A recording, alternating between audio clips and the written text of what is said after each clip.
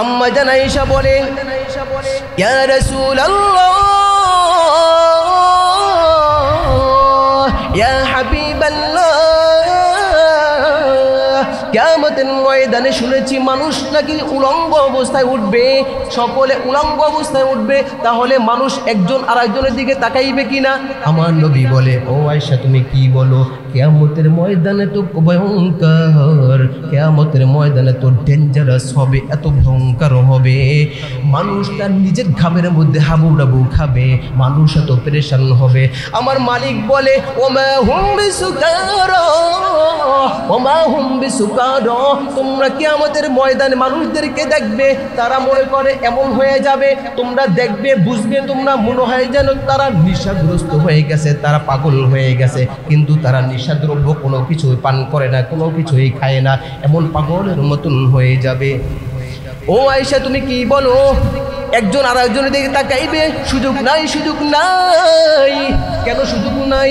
এমন একটা ভয়ঙ্কর অবস্থা হবে কিয়ামতের ময়দান, একজন আর একজনের দিকে তাকানো পর্যন্ত সময় থাকবে না, ইয়া নাফসি ইয়া নাফসি করতে থাকবে, ইয়া নাফসি ইয়া নাফসি করতে থাকবে।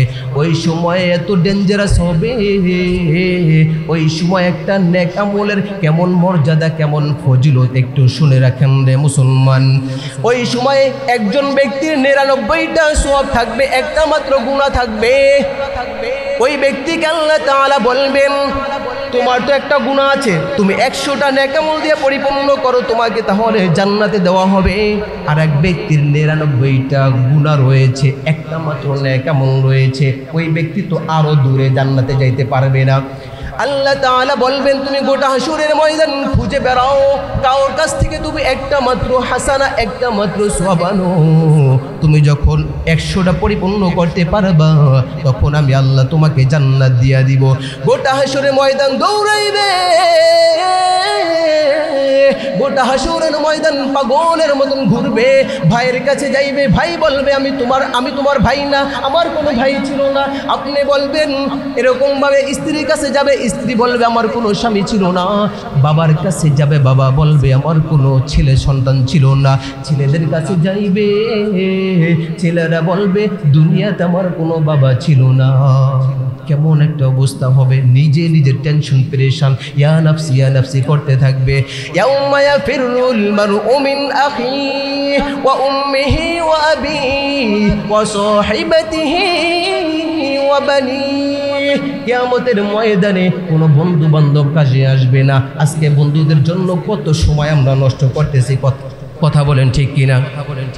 বন্ধু বান্ধব পলায়ন করবে, ভাই পলায়ন করবে, স্বামী পলায়ন করবে, স্ত্রী পলায়ন করবে, বাবা মা পলায়ন করবে, সন্তানাদি পলায়ন করবে, কোনো কাজে আসবে না। এমন ভয়ঙ্কর অবস্থা হবে, যায়া বলবে আমার একটা নেক দাও, তুমি না আমার বাবা। বলবে আমার দুনিয়াতে কোনো সন্তান ছিল না। স্ত্রীর কাছে যাবে, স্ত্রী বলবে আমারও কোনো স্বামী ছিল না, কারোর কাছে পায় না, আল্লাহর কাছে হাজির হয়ে যাবে। আল্লাহ তাআলা বলবে, ওরে বান্দা রে, আমি কি তোমাকে বলেছিলাম একটা নেক আমল আনার জন্য, এনেছো নাকি? কয় না না না, গোটা হাসরের ময়দান আমি ঘুরলাম, কেউ আমাকে দিল না, আরো ঘোরো, আবার যাও, দেখো কাউকে পাও কিনা। আল্লাহ তাআলার এক বান্দার সঙ্গে দেখা হয়ে যাবে। ও ভাই, তোমাকে তো টেনশন মনে হচ্ছে, চিন্তিত মনে হচ্ছে, কেন তুমি টেনশন করতেছো? পাগলের মতো গোটা হাসরের ময়দান ঘুরতেছো কেন, কি হয়েছে? ভাই আল্লাহ তাআলা বলেছে আমার ৯৯টা নেক আমল রয়েছে, আর একটা হইলে পরিপূর্ণ হবে, ১০০ হবে, তখন জান্নাত দিবে। এই জন্য আমি ঘুরতেছে, কেউ আমাকে দেয় না। ওই লোকটা বলবে যাও যাও যাও, আমার ৯৯টা গুনাহ রয়েছে, একটা মাত্র নেক আমল রয়েছে, এই একটা নেক আমল দিয়ে আমি জান্নাত পাইব না, গুনাহ তো ভরপুর আমার গুনাহ,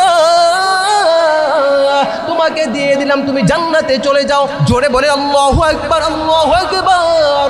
কেমন একজন দয়াবান ব্যক্তি হবেন ওই হাসরের ময়দানে, বলবে তুমি জান্নাতে চলে যাও। ওই ব্যক্তি ওই নেক আমলটা নিয়ে মালিকের দরবারে চলে আসবে। আল্লাহ, এই যে মালিক আমার নেক আমল তুমি না বলছো, আল্লাহ আমাকে জান্নাত দিয়া দিবা। মালিক জান্নাত দাও।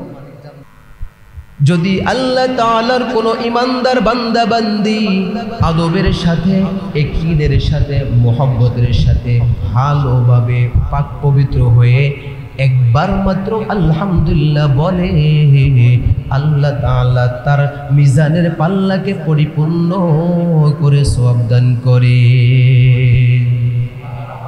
আর জোরে বলেন সুবহানাল্লাহ। মুসলমান বলেছেন একবার আলহামদুলিল্লাহ, কথা বলেন, একবার বলেছি আলহামদুলিল্লাহ, কিন্তু আল্লাহ তাআলা একবার বলার কারণে তামলাউল মিজান, মিজানের পাল্লাকে পরিপূর্ণ করে সওয়াব দান করবেন। সুবহানাল্লাহ। ভারী করে সওয়াব দান করবেন এমনটা বলেন না, বলেছেন পরিপূর্ণ করে সওয়াব দান করবেন। মনে করেন 20 লিটার একটা কলসির মধ্যে 15 লিটার পানি দিলে এটা ভারী হবে, ভরবে না। কিন্তু 20 লিটার কলসির মধ্যে যদি 25 লিটার পানি দেওয়া হয় তাহলে ভারীও হবে, প্লাস এইটা কলসিটা ভরে পড়ে যাবে, ঠিক কিনা বলেন? কিন্তু আমার মালিকের মিজানের পাল্লা তো ছোট নয়, আমার মালিকের মিজানের পাল্লা তো ছোট নয়। আপনি যত বলবেন ততই বড় হবে, যত বলবেন ততই কিন্তু বড় হবে, কথা বলেন ঠিক কিনা? উদাহরণস্বরূপ আপনাদের কাছে বুঝাবার জন্য দুইটা আমি এক্সাম্পল বলি। এক নাম্বার, জুনায়েদ বাবু নগরী রহমাতুল্লাহি আলাইহির আব্বাজান বলেছেন, আমরা অনেক সময় এরকম বলি কিনা, অমুকের পুকুরে মাছে ভরা, ওই নদীর মধ্যে মাছে ভরা, কিন্তু মাছ যদি আরো দেন তারপরও জায়গা হবে, ঠিক কিনা বলেন? মুসলমান দেখতে দেখতে বেশি মাছ মনে হয়, মাছ শুধু ফালাফালি করে, মাছ শুধু লাফালাফি করে, এই জন্য বলি প্রচুর মাছ, অনেক মাছ, কিন্তু তারপরও মাছ দিলে কিন্তু আরো জায়গা হবে, ঠিক কিনা বলেন? দুই নম্বর উদাহরণ, সুলতান আহমদ নানুপুরি রহমাতুল্লাহি আলাইহি বলেছেন, যখন আল্লাহ তাআলার কোনো পেয়ারা বান্দা একটা মাত্র হাসানা অর্জন করে, একটা মাত্র নেক আমল অর্জন করে, সাথে সাথে এইটা আল্লাহ তাআলা হয়ে জান্নাতে চলে যায়। সুবহানাল্লাহ। তাহলে জান্নাত কি ছোট নাকি বড়? আওয়াজ করে বলেন, জান্নাত ছোট নাকি বড়? আল্লাহ যদি চান গোটা পৃথিবীর মানুষদেরকে জান্নাত দিবেন, পারবেন তো? নাকি জায়গা হবে না? জায়গা হবে তো? তাহলে বুঝাইতে চাইলাম, আপনি আমি মনে করতে পারি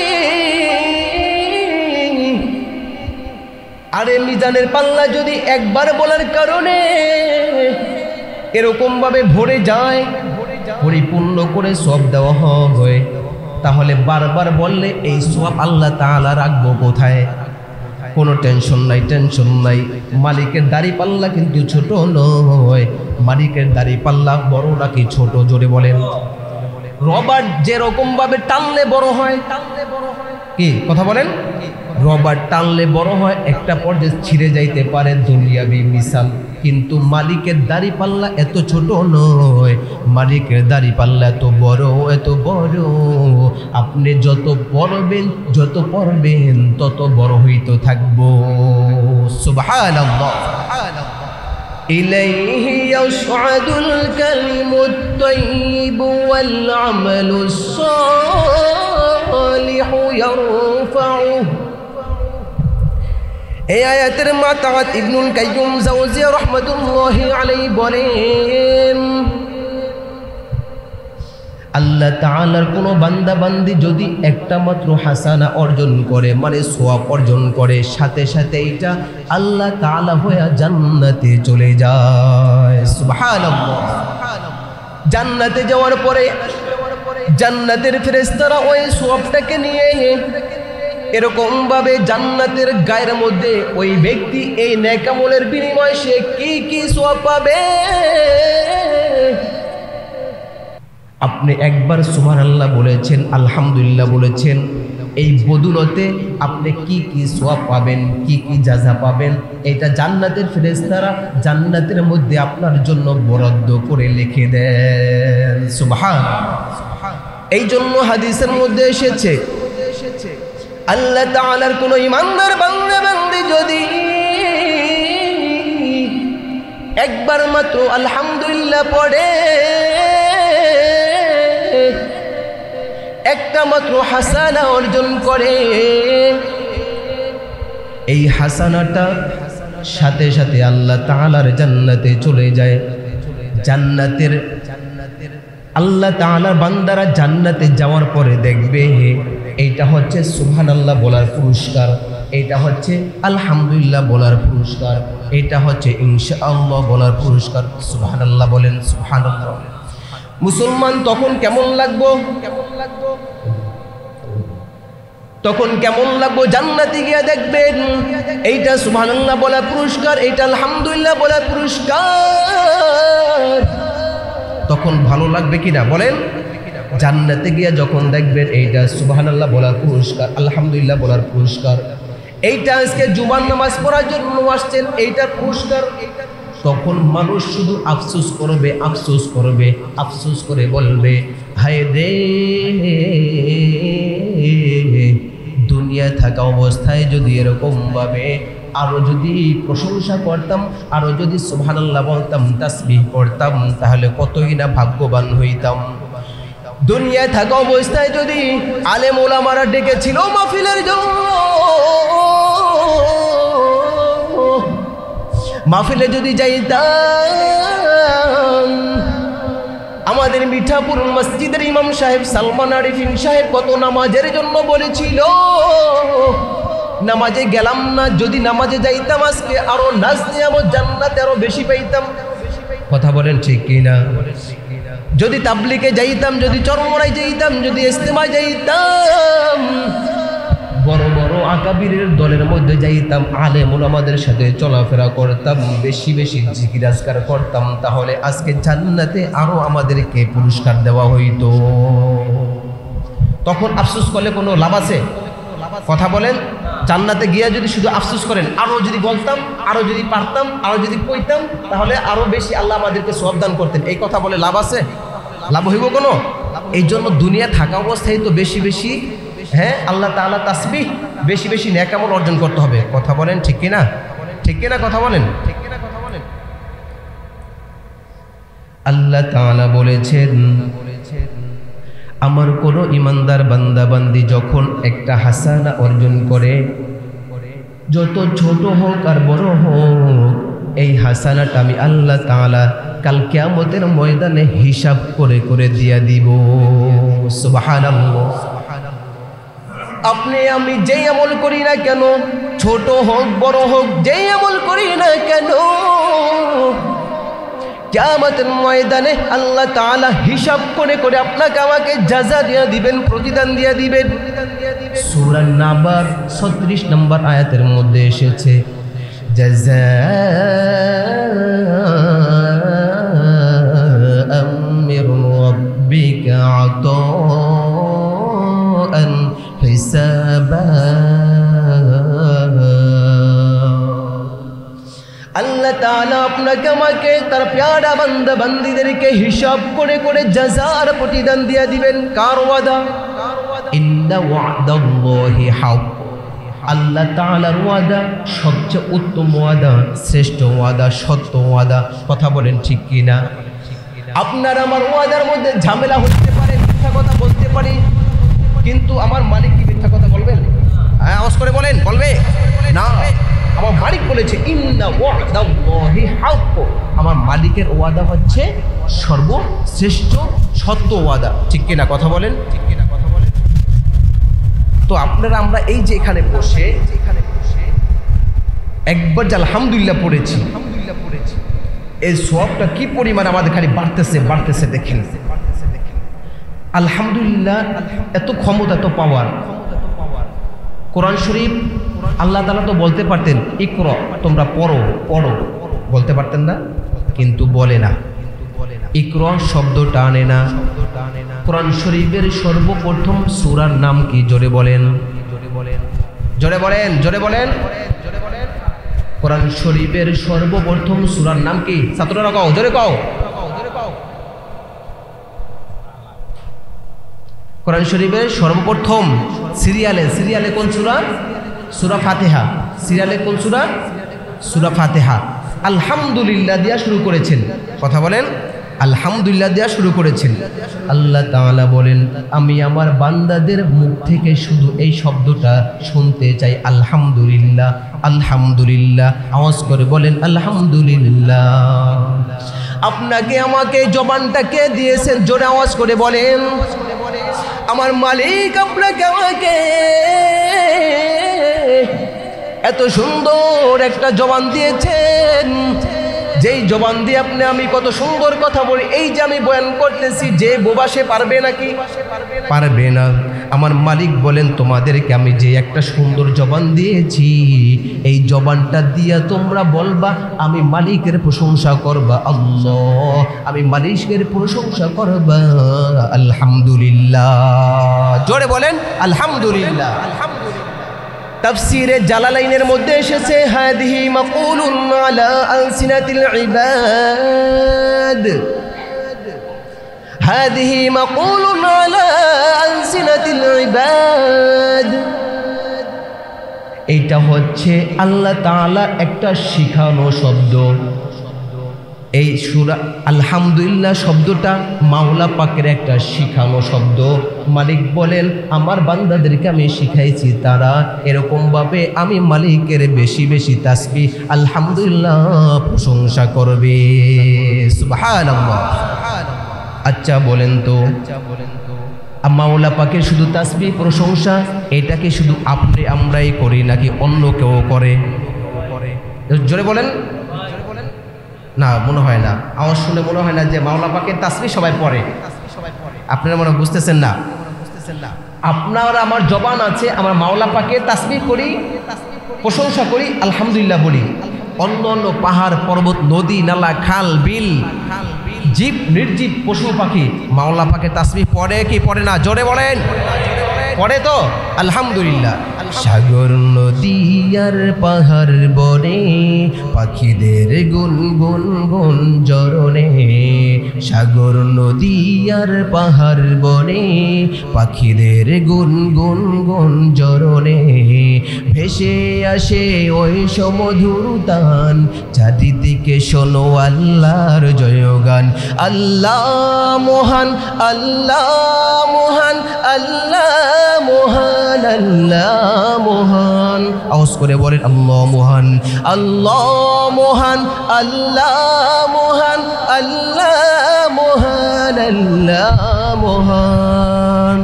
শোনো তুমি মন দিয়ে কোকিলের সুর, শুনতে লাগছে দেখো কত না মধুর। কথা বলেন ঠিক কিনা? শোনো তুমি মন দিয়ে কোকিলের সুর, শুনতে লাগছে দেখো কত না মধুর। মিষ্টি মিষ্টি ওই দোয়েলের গান, রয়েছে তাহাতে কি সুধা পুরাণ। কোথা পেল তারা এ সুর অমলান, জবাব একটা শুধু আল্লাহর জয়গান। আল্লাহ মহান, আল্লাহ মহান, আল্লাহ মহান, আল্লাহ মহান, আল্লাহ মহান, আল্লাহ মহান, আল্লাহ মহান, আল্লাহ মহান। আওয়াজ করে বলতে হবে কে মহান? জোর হয় না, আরো জোরে। কে মহান? জোরে বলেন। আমার মালিক মহান। আমার মালিক মহান ছাড়া আর কেউ দুনিয়ার মধ্যে মহান আছে? আর কেউ মহান নাই। আমার মালিক হচ্ছে বিশ্বজাহানের মালিক, আমার মালিক হচ্ছেন মহান। কি বলেন ঠিক কিনা? এই মালিকের যদি একবার প্রশংসা করা হয়, একবার যদি আলহামদুলিল্লাহ বলেন, কেমন ফায়দা দিয়েছেন, কেমন সওয়াব দিয়েছেন দেখেন। আল্লাহ তাআলার কোন ইমানদার বান্দা বান্দি যদি একবার মাত্র আলহামদুলিল্লাহ পড়ে, কয়বার? একবার মাত্র আলহামদুলিল্লাহ পড়ে উজিবাত লাহু সালাতুনা হাসানা, আল্লাহ তাআলা তার আমলনামায় 30টা হাসানা লিখে দিবেন। সুবহানাল্লাহ। কয়বার বলে? কয়বার? 30টা সওয়াব দিবে। সুবহানাল্লাহ। আওয়াজ করে বলেন সুবহানাল্লাহ। এরকম কি কোনো দুনিয়াবি কোন নেতা মেতা আছে তাকে যদি আমি নামটা জপি, কথা বেলাল ভাই নামটা আমি জপলাম, বেলাল ভাই, হ্যাঁ, তারপরে মালিক কাকা না কালাম কাকা, তারপরে হচ্ছে আমাদের আক্তার ভাই, যদি আমি ওনার নাম জপি উনি আমার পুরস্কার দিবে? এই কথা বলেন, পুরস্কার দিবে? দিবে না। কিন্তু মালিক, আমার একজন মালিক, শ্রেষ্ঠ মালিক, মহান মালিক, মালিকের নাম যদি আমি জপি, মালিকের প্রশংসা যদি আমি জপি, একবার বলবো সাথে সাথে উজিবাত লাহু সালাতুনা হাসানা, 30টা সওয়াব আপনার আমার আমলনামায় লিখে দিবেন। সুবহানাল্লাহ। বলতে রাজি আছেন তো? আছেন তো রাজি? 30টা হাসানার দরকার নাই। কোন জান্নাতে যাওয়ার জন্য একটা মাত্র হাসানা যথেষ্ট। এখানে একবার বলার কারণে 30টা সওয়াব হবে, 30টা সওয়াবের দরকার নেই। আল্লাহ তাআলার কোনো ইমানদার বান্দা বান্দিকে জান্নাতে নেওয়ার জন্য একটা মাত্র সওয়াবই যথেষ্ট। সুবহানাল্লাহ। বিশ্বাস হয়? হ্যাঁ, বিশ্বাস হয়। একটা মাত্র সওয়াব আপনাকে জান্নাতে নেওয়ার জন্য যথেষ্ট। কিভাবে? কাল কিয়ামতের ময়দান এমন ভয়ঙ্কর হবে,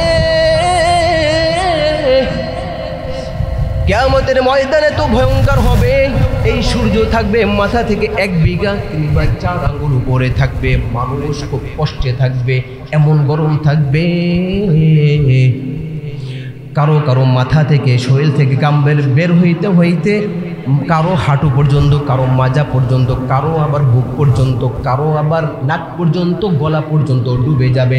কেউ বা আবার ওই রোজ হাশরের ময়দানে তার নিজের ঘামের মধ্যে হাবুডুবু খাবে, সাঁতার কাটবে। সহ্য করতে পারবেন নাকি? সহ্য করতে পারবেন? আম্মা জান আয়েশা বলে, ইয়া রাসূলুল্লাহ, ইয়া হাবিবাল্লাহ, কিয়ামতের ময়দানে শুনেছি মানুষ নাকি উলঙ্গ অবস্থায় উঠবে, সকলে উলঙ্গ অবস্থায় উঠবে, তাহলে মানুষ একজন আরেকজনের দিকে তাকাইবে কিনা? আমার নবী বলে, ও আয়েশা তুমি কি বলো? কিয়ামতের ময়দানে তো ভয়ঙ্কর, কিয়ামতের ময়দানে তো ডেঞ্জারাস হবে, এত ভয়ঙ্কর হবে, মানুষ তার নিজের ঘামের মধ্যে হাবুডাবু খাবে, মানুষ এত পেরেশান হবে। আমার মালিক বলে, ওমা হুম বিসুকারা, ওমা হুম বিসুকারা, তোমরা কিয়ামতের ময়দানে মানুষদেরকে দেখবে, তারা মনে করে এমন হয়ে যাবে, তোমরা দেখবে বুঝবে, তোমরা মনে হয় যেন তারা নেশাগ্রস্ত হয়ে গেছে, তারা পাগল হয়ে গেছে, কিন্তু তারা নেশাদ্রব্য কোনো কিছুই পান করে না, কোনো কিছুই খায় না, এমন পাগলের মতন হয়ে যাবে। ও আয়েশা তুমি কি বলো? একজন আর একজনের দিকে তাকাইবে, সুযোগ নাই, সুযোগ নাই। কেন সুযোগ নাই? এমন একটা ভয়ঙ্কর অবস্থা হবে কিয়ামতের ময়দান, একজন আর একজনের দিকে তাকানো পর্যন্ত সময় থাকবে না, ইয়া নাফসি ইয়া নাফসি করতে থাকবে, ইয়া নাফসি ইয়া নাফসি করতে থাকবে। ওই সময় এত ডেঞ্জারাস হবে, ওই সময় একটা নেক আমলের কেমন মর্যাদা, কেমন ফজিলত একটু শুনে রাখেন রে মুসলমান। ওই সময় একজন ব্যক্তির 99টা সওয়াব থাকবে, একটা মাত্র গুনাহ থাকবে। ওই ব্যক্তিকে আল্লাহ তাআলা বলবেন, তোমার তো একটা গুনাহ আছে, তুমি 100টা নেক আমল দিয়ে পরিপূর্ণ করো, তোমাকে তাহলে জান্নাতে দেওয়া হবে। আর এক ব্যক্তির 99টা গুনাহ রয়েছে, একটা মাত্র নেক আমল রয়েছে, ওই ব্যক্তি তো আরো দূরে জান্নাতে যাইতে পারবে না। আল্লাহ তাআলা বলবেন, তুমি গোটা হাসরের ময়দান খুঁজে বেড়াও, কারোর কাছ থেকে তুমি একটা মাত্র হাসানা, একটা মাত্র সওয়াব আনো। তুমি যখন 100টা পরিপূর্ণ করতে পারবা, তখন আমি আল্লাহ তোমাকে জান্নাত দিয়া দিব। গোটা হাসরের ময়দান দৌড়াইবে, গোটা হাসরের ময়দান পাগলের মতন ঘুরবে, ভাইয়ের কাছে যাইবে, ভাই বলবে আমি তোমার ভাই না, আমার কোনো ভাই ছিল না। আপনি বলবেন এরকমভাবে স্ত্রীর কাছে যাবে, স্ত্রী বলবে আমার কোনো স্বামী ছিল না। বাবার কাছে যাবে, বাবা বলবে আমার কোনো ছেলে সন্তান ছিল না। ছেলেদের কাছে যাইবে, ছেলেরা বলবে দুনিয়াতে আমার কোনো বাবা ছিল না। কেমন একটা অবস্থা হবে, নিজে নিজের টেনশন পেরেশান ইয়া নাফসি করতে থাকবে। ইয়াউমা ইয়াফিরুল মারউ মিন আখিহি ওয়া উম্মিহি ওয়া আবিহি ওয়া সাহিবাতিহি ওয়া বানিহি। কিয়ামতের ময়দানে কোনো বন্ধু বান্ধব কাজে আসবে না। আজকে বন্ধুদের জন্য কত সময় আমরা নষ্ট করতেছি, কথা বলেন ঠিক কিনা?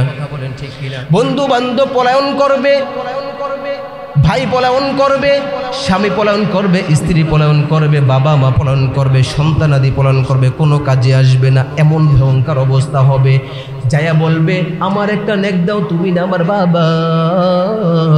বলবে আমার দুনিয়াতে কোনো সন্তান ছিল না।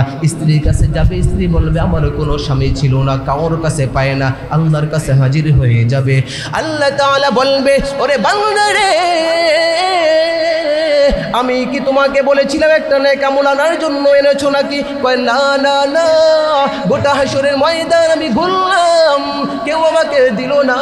আরো ঘুরো, আবার যাও, দেখো কাউকে পাও কিনা। আল্লাহ তাআলার এক বান্দার সঙ্গে দেখা হয়ে যাবে। ও ভাই, তোমাকে তো টেনশন মনে হচ্ছে, চিন্তিত মনে হচ্ছে, কেন তুমি টেনশন করতেছো? পাগলের মতো গোটা হাসরের ময়দান ঘুরতেছো কেন, কি হয়েছে? ভাই আল্লাহ তাআলা বলেছে আমার 99টা নেক আমল রয়েছে, আর একটা হইলে পরিপূর্ণ হবে, 100 হবে, তখন জান্নাত দিবে। এই জন্য আমি ঘুরতেছে, কেউ আমাকে দেয় না। ওই লোকটা বলবে যাও যাও যাও, আমার 99টা গুনাহ রয়েছে, একটা মাত্র নেক আমল রয়েছে। এই একটা নেক আমল দিয়ে আমি জান্নাত পাইব না, গুনাহ তো ভরপুর আমার গুনাহ, তোমাকে দিয়ে দিলাম, তুমি জান্নাতে চলে যাও। জোরে বলে আল্লাহু আকবার, আল্লাহু আকবার। কেমন একজন দয়াবান ব্যক্তি হবেন ওই হাসরের ময়দানে, বলবে তুমি জান্নাতে চলে যাও। ওই ব্যক্তি ওই নেক আমলটা নিয়ে মালিকের দরবারে চলে আসবে। আল্লাহ, এই যে মালিক আমার নেক আমল তুমি না বলছো, আল্লাহ আমাকে জান্নাত দিয়া দিবা। মালিক জান্নাত দাও। মালিকের কাছে বলবে মালিক 100টা পরিপূর্ণ করছে, আমাকে জান্নাত দিয়ে দাও। আল্লাহ বলবে আরে আজকে রোজ হাসরের ময়দানে এত সদয়, এত মেহেরবান দয়ালু আবার কে হয়ে গেল? কোন এমন বান্দা তোমাকে দিয়েছে? অমুক বান্দা দিয়েছে, ডেকে নিয়ে আসো তাকে। ওই বান্দাকে ডাকার পরে আল্লাহ তাআলার কাছে যখন উপস্থাপনা করা হবে, আল্লাহ তোমার এই বান্দা আমাকে এই একটা নেকি দিয়েছে। আল্লাহ তাআলা বলবে এই রোজ হাসরের কঠিন মুহূর্তে তুমি তাকে একটা নেক আমল দিয়ে তুমি তাকে স্যাক্রিফাইস করেছো, তুমি তাকে সাহায্য করেছো। আমি মালিক আল্লাহ শুধু তাকে জান্নাতে দিব না, তুমি যেহেতু তাকে সাহায্য করেছো, বদৌলতে আমি আল্লাহ তোমাকেও জান্নাত দিয়া দিলাম। সুবহানাল্লাহ। একটা নেক আমলের কতটা গুরুত্ব বুঝে আসছে নাকি? কথা বলেন, বুঝে আসছে? একটা নেক আমলে কি ফায়দা আছে নাকি নাই? একবার আলহামদুলিল্লাহ বলেছি, ফায়দা হয়েছে। কেমন হয়েছে বুঝে আসছে? কাল কিয়ামতের ময়দানে এই একটা নেক আমলকে আবার ওজন করা হবে। বিশ্বাস হয়? আপনি আমি দুনিয়া যেরকমভাবে পালা পৈরান দিয়া মাপ দেই, আমার মালিকও কিয়ামতের ময়দানে বান্দা বান্দির এরকমভাবে মিজানের পাল্লা দ্বারা তাদের নেক আমল মাপ দিবেন। 8 নম্বর পারা 10 নম্বর পৃষ্ঠা সূরা আরাফের 8 নম্বর আয়াতের মধ্যে এসেছে ওয়াল ওয়াজনু ইয়াউমাইযিনিল হক, ওয়াল ওয়াজনু ইয়াউমাইযিনিল হক। কাল কিয়ামতের ময়দানে আল্লাহ তাআলা বান্দা বান্দীদের আমলনামা এরকম ভাবে ওজন দিবেন। ওয়াল ওয়াজনু ইয়াউমাইযিনিল হক, যথাযথভাবে সত্যভাবে, এরকম এর মধ্যে কোনো ঝামেলা হবে না, যথাযথভাবে আল্লাহ তাআলা ওজন করবে। কথা বলেন ঠিক না? আপনি আমি আজকে যারা মাপ দেই, ব্যবসা বাণিজ্য করি, কোনো কিছু কম দিতে পারি আমরা ব্যবসা বাণিজ্য করার ক্ষেত্রে? হ্যাঁ দেখি না আমরা অনেক সময় দেই না। যারা দেয় ব্যবসা বাণিজ্যের মধ্যে কমতি দেয় তাদের জন্য জাহান্নাম ওয়াজিব হয়ে যাবে। সাবধান যারা ব্যবসা বাণিজ্য করেন, কখনো এরকমভাবে ব্যবসা বাণিজ্যের মধ্যে কম দিবেন না, পালা পইরানে মাপ দেওয়ার ক্ষেত্রে কম দিবেন না। ঠিক আছে ইনশাআল্লাহ? ইনশাআল্লাহ। ওজন দেওয়ার পরে সূরা মুমিনের 102-103 নম্বর আয়াতের মধ্যে এসেছে আল্লাহ তাআলার যে বান্দা বান্দির আমলনামা ভারী হয়ে যাবে সে সফল কাম হয়ে যাবে। সুবহানাল্লাহ বলেন। ফামান তাকুলাত মাওয়াজিনুহু ফাউলাইকা হুমুল মুফলিহুন।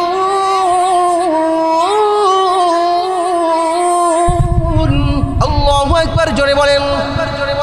যার দ্বারা ভারী হয়ে যাবে সে জান্নাতে চলে যাবে।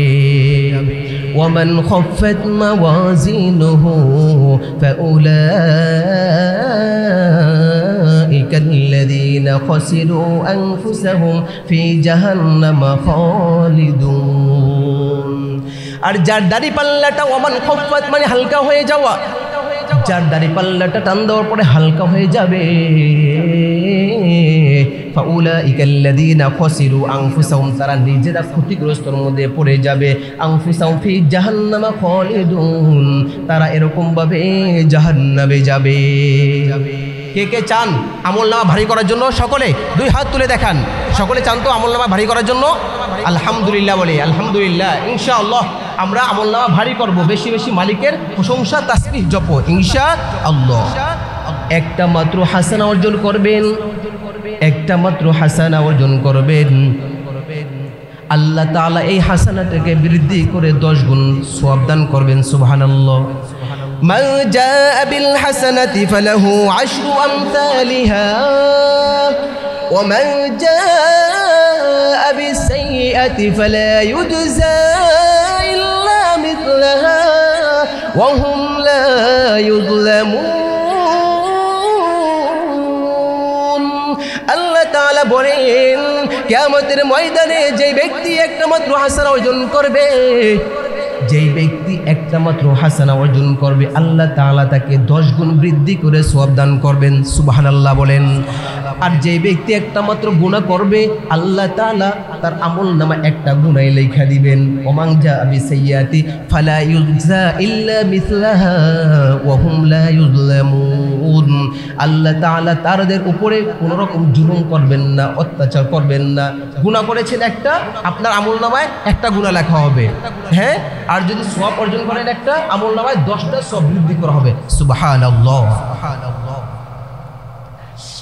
আল্লাহ তাআলার এক পেয়ারা বান্দা রাস্তা দিয়ে হেঁটে হেঁটে যাচ্ছিলেন। পথের মধ্যে একটা কবর দেখা গেল। কবরের সামনে যাওয়ার পরে দেখে আল্লাহ তাআলার এক পেয়ারা বান্দা এরকম ভাবে নামাজ আদায় করতেছে। ওই পথচারী ব্যক্তি নামাজ শেষ করা পর্যন্ত বসেছিল। নামাজ শেষ করার পরে জিজ্ঞাসা করলেন, এ ভাই তুমি এই কবরের মধ্যে আবার কিভাবে ঢুকছো? কয় অন্য অন্য মানুষ যেরকম ভাবে ঢুকে আমি ওরকম ভাবে ঢুকেছি। আশ্চর্য কথা না?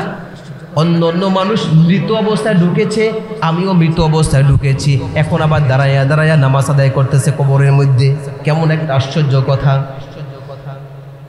এখন আপনাদের দুইটা প্রশ্ন হইতে পারে যে মৃত ব্যক্তি আবার কথা বলে নাকি? হ্যাঁ, মৃত ব্যক্তি আবার কথা বলে, আবার মৃত ব্যক্তি আবার কি নামাজ আদায় করতে পারে? হ্যাঁ, একটা কোশ্চেন হতে পারেন আপনাদের। ইউনূস আলাইহিস সালাম যখন সমুদ্রের সৈকতের মাছের পেটে ছিলেন তখন হঠাৎ করে চিন্তা করে ভাইবা পারেন না যে কি করবেন না করবেন, ভেবে চিন্তা করে পাচ্ছেন না কি করবেন। হঠাৎ করে শুনেন সাগরের তলদেশে একটা পাথর থেকে তাসবিহ পড়ার আওয়াজ শোনা যায়। সুবহানাল্লাহ। তাহলে যেই মালিক একটা নির্জীব সাগরের তলদেশে একটা পাথর থেকে কথা বলাইতে পারেন, ওই মালিক আল্লাহ একজন ব্যক্তিকে, মৃত ব্যক্তিকে কবরের মধ্যে কথা বলাইতে পারেন কিনা? হ্যাঁ, কথা বলেন, পারেন কিনা? আল্লাহ আবার না কি পারেন, ঠিক কিনা? কথা বলেন। 2 নম্বর, আচ্ছা বুঝলাম কথা বললো, কিন্তু নামাজ পড়ে এইটা আবার কি সিস্টেম? নামাজ পড়ে এইটা তো হাদিসের ভাষ্য। আল আম্বিয়াউ ওয়া আহইয়াউ ফি কুবুরিহিম ইউসাল্লুন, সমস্ত নবী রাসূলগণ তাদের নিজ নিজ কবরে, তাদের স্ব কবরের মধ্যে জীবিত এবং নামাজ আদায় করতেছে। সুবহানাল্লাহ বলেন। এখনো পর্যন্ত আমাদের নবী রাসূলগণ সমস্ত আল আম্বিয়া ওয়া আহইয়াউন ফি কুবুরিহিম ইউসাল্লুন, সমস্ত নবী রাসূলগণ কবরের মধ্যে জীবিত এবং নামাজ আদায় করতেছে। আচ্ছা মুসলমান বলেন তো, যেই মালিক সমস্ত নবী রাসূলদেরকে জীবিত করে এরকম ভাবে কবরের মধ্যে নামাজ আদায় করাইতে পারেন, আমার মালিক আল্লাহ তাআলা কোনো ব্যক্তিকে কবরের মধ্যে জীবিত করে নামাজ আদায় করাইতে পারেন কিনা বলেন? হ্যাঁ পারেন তো? আশ্চর্য হয়ে গেল। আচ্ছা তাহলে ভাই বুঝলাম তুমি নামাজ এরকমভাবে তুমি নামাজ কবরের মধ্যে পড়তে পারতেছো, তো নামাজ ছাড়া তুমি অন্য কোনো কিছু তো নিতে পারতা আল্লাহ তাআলার কাছে, যে তুমি নামাজটা এত কিভাবে হয়ে গেল, নামাজ কিভাবে পড়লা? দুনিয়ায় থাকা অবস্থায় আমি মালিকের কাছে বলতাম, দুনিয়ায় থাকা অবস্থায় আমার নামাজ খুব পছন্দনীয় ছিল, দুনিয়ায় থাকা অবস্থায় আমি নামাজ খুব মহব্বত করতাম, নামাজ খুব ভালো লাগতো। মালিকের কাছে বলেছে, আল্লাহ আমি যদি মারা যাই তোমার কাছে আর কিছুই চাই না। দেখেন ভালো করে বুঝেন, আমি যদি মারা যাই তোমার কাছে কিছুই চাই না, তোমার কাছে একটা শুধু জিনিস চাই, সেটা হচ্ছে আমি মারা যাওয়ার পরে তুমি আমাকে কবরে নামাজ পড়ার ব্যবস্থা করে দিও। সুবহানাল্লাহ। এই জন্য মালিক আমাকে কবরে নামাজ পড়ার ব্যবস্থা করে দিয়েছেন। আপনি আমি কি চাই? আমরা কি চাই দুনিয়া থাকা অবস্থায়? আর ওই ব্যক্তি বলেছে, মালিক নামাজ পড়ার পরে আমি যদি মারা যাই তুমি আমাকে কবরে নামাজ পড়ার ব্যবস্থা করে দিও। আল্লাহ তাআলা তাকে নামাজ পড়ার ব্যবস্থা করে দিয়েছেন। এরপরে বলেন, বেশ ভালো কথা, মাশাআল্লাহ, তো আপনি নামাজ কত বছর ধরে পড়েন? আমি নামাজ পড়ি 400 বছর পর্যন্ত। সুবহানাল্লাহ বলবেন না? 400 বছর পর্যন্ত নামাজ পড়ে ওই ব্যক্তি। আপনারা যেরকম বলেছেন সুবহানাল্লাহ, ওই পথচারী ব্যক্তি বলেছেন সুবহানাল্লাহ। এখন ওই কবরওয়ালা ব্যক্তি বলতেছে, ভাই রাখেন, আমি যে 400 বছর পর্যন্ত নামাজ আদায় করতেছি, আপনি আমার এই নামাজের সওয়াবটা নিয়ে যান, আর আপনার যে সুবহানাল্লাহ যে একবার বলেছেন এই বদৌলতে যে সওয়াবটা হয়েছে ওই সওয়াবটা আমাকে দিয়ে দেন। এখন তো পথচারী ব্যক্তি আশ্চর্য হয়ে গেল, এটা আবার কেমন কথা? 400 বছর পর্যন্ত নামাজ আদায় করতেছে, সেই সওয়াবটা আমাকে দিবে, আমার একবার সুবহানাল্লাহ সওয়াবটা সে দিবে, মানিটা তো বুঝলাম না। বলে, ভাই দুনিয়ায় থাকা অবস্থায় ছিলাম পরীক্ষার হলের মধ্যে, দুনিয়ায় থাকা অবস্থায় পরীক্ষার হলের মধ্যে ছিলাম, সেখানে যা যা করেছি প্রত্যেকটা নেক আমল আল্লাহ তাআলা আমাকে দিয়েছেন। ও ভাই তুমি দুনিয়া আছো, তুমি এখন যেইটা করেছো, যেই আমলগুলো করতেছো, প্রত্যেকটা আমল আল্লাহ তাআলা এরকমভাবে তোমার আমল নামার মধ্যে লিখে দিতেছেন। এটা হচ্ছে পরীক্ষার হল। কিন্তু আমি পরীক্ষার হল থেকে এরকম আলমে বরজক কবরের জগতে চলে আসছি। এখানে যত আমি আমল করি একটা পরিমাণ, সামান্য পরিমাণ পর্যন্ত আমাকে সওয়াব দেওয়া হবে না। শুধু তাই নয় রে মুসলমান, হাদিসের মধ্যে এসেছে আল্লাহ তাআলার কোন বান্দার বান্দি যদি একবার সুবহানাল্লাহ বলে, কয়বার? একবার যদি কোনো ইমানদার বান্দা সুবহানাল্লাহ বলে, আল্লাহ তাআলা তার আমলনামায় আল্লাহ তাআলা তার জন্য জান্নাতে এমন একটা গাছ তৈরি করে দেন, এমন একটা গাছ তৈরি করে দেন, যেই গাছ এই দুনিয়ার গাছের মতো নয়, যেই গাছ এই কোলাতিয়ার মতো নয়, বাংলাদেশের মতো নয়, ওই গাছের সীমান এত বড় হবে, এত বড় হবে, ওই গাছের ছায়া এত বড় হবে। হাদিসের মধ্যে এসেছে যদি একটা দ্রুতগামী ঘোড়াকে এক মাথায় ছেড়ে দেওয়া হয়, ওই ঘোড়াটা 500 বছর পর্যন্ত দৌড়াইবে, 500 বছর পর্যন্ত দৌড়াইতে সময় শেষ হয়ে যাবে, তারপরও জান্নাতের একটা গাছের ছায়া অতিক্রম করতে পারবে না। সুবহানাল্লাহ।